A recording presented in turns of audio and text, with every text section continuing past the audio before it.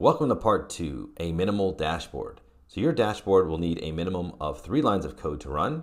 The first creates the application with this Jupyter Dash class.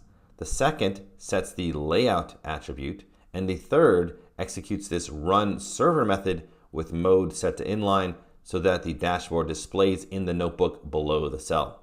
Okay, so let's get started here. We're going to import this Jupyter Dash class from this Jupyter Dash module, which you should have just installed in the last step.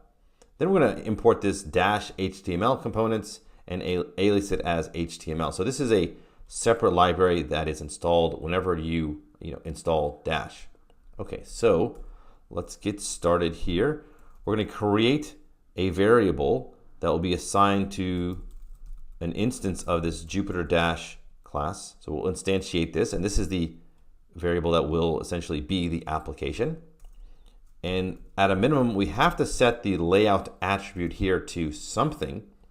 And what we'll do is we'll set it equal to some HTML component. So this library contains all of those standard HTML elements that we discussed in the previous chapter.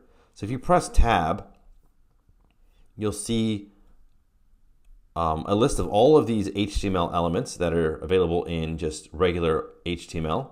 The only difference is that they are capitalized.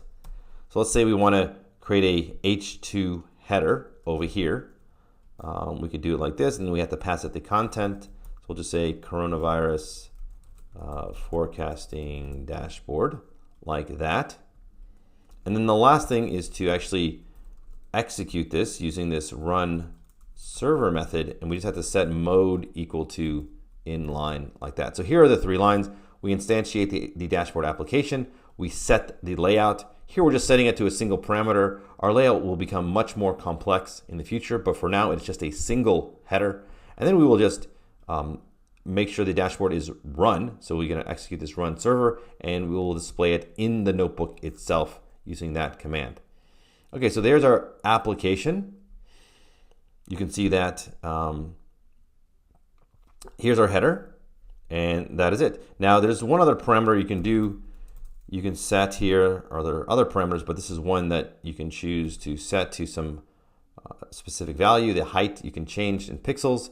And so when you're building it, maybe you don't want to see the entire, you don't want to see it take up too much of the page. You can just set height to some number like that. All right, so this is how you create a minimal dashboard with this Jupyter Dash library.